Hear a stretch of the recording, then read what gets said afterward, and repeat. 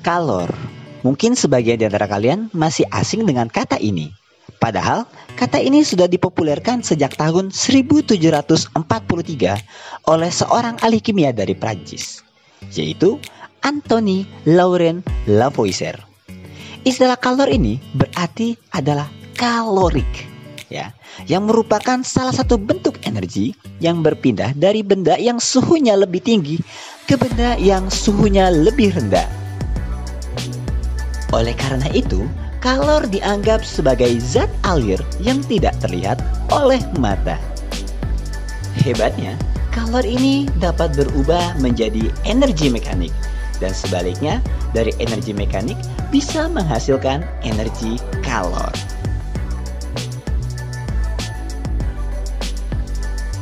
Pengaruh kalor terhadap perubahan suhu dan perubahan wujud zat. Yang pertama, kalor dapat menyebabkan kenaikan suhu. Hal ini disebabkan semakin banyaknya kalor yang diberikan kepada suatu benda, semakin besar juga kenaikan suhu benda tersebut. Terdapat faktor-faktor yang mempengaruhi kalor dapat menyebabkan kenaikan suhu, yaitu massa atau berat jenis, yang memungkinkan semakin banyaknya massa suatu benda, semakin besar pula kalor yang dibutuhkan untuk menaikkan suhunya. Dapat disimpulkan, kalor yang dibutuhkan untuk menaikkan suhu suatu zat sebanding dengan massa zat itu. Kalor jenis merupakan banyaknya kalor yang dibutuhkan untuk menaikkan suhu yang sama sebanding dengan massa bendanya.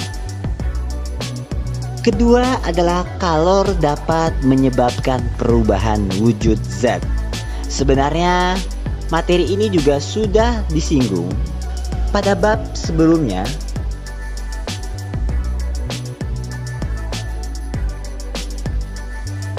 Terdapat 3 jenis perpindahan kalor. Yang pertama adalah konduksi. Konduksi adalah perpindahan kalor melalui zat tanpa disertai perpindahan partikel zat. Perpindahan kalor secara konduksi berlangsung pada benda padat, terutama logam. Kedua, konveksi adalah perpindahan kalor melalui suatu zat yang disertai perpindahan partikel zat tersebut.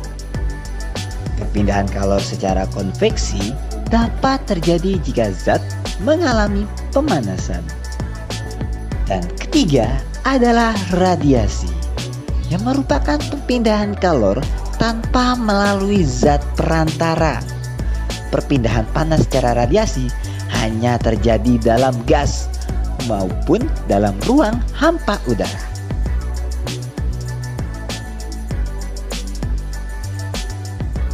Suhu tubuh manusia cenderung stabil, berkisar antara 36,5 sampai 37,5 derajat Celcius. Sebagian besar panas tubuh dihasilkan melalui metabolisme sel di organ tubuh, terutama hati, otak, jantung, dan kontraksi otot rangka. Mekanisme pengaturan suhu tubuh manusia. Pusat pengaturan suhu tubuh terdapat di hipotalamus otak. Ketika suhu tubuh meningkat di atas normal, hipotalamus akan mengirimkan pesan ke kelenjar keringat untuk meningkatkan sekresi keringat. Pada saat yang sama, hipotalamus mengirimkan pesan ke pembuluh darah di kulit yang menyebabkan pembuluh darah melebar. Akibatnya, semakin banyak darah yang beredar ke kulit membawa panas ke permukaan tubuh. Kulit bertindak sebagai radiator panas yang memungkinkan panas beradiasi dari permukaan tubuh ke lingkungan. Berdasarkan mekanisme pengaturan suhu tubuhnya, hewan dapat dibedakan menjadi hewan ektotherm dan hewan endotherm, di mana hewan ektotherm menyerap panas dari lingkungan, sehingga suhu tubuhnya ditentukan oleh perubahan suhu lingkungan tersebut. Hewan ini biasa juga disebut dengan hewan berdarah dingin.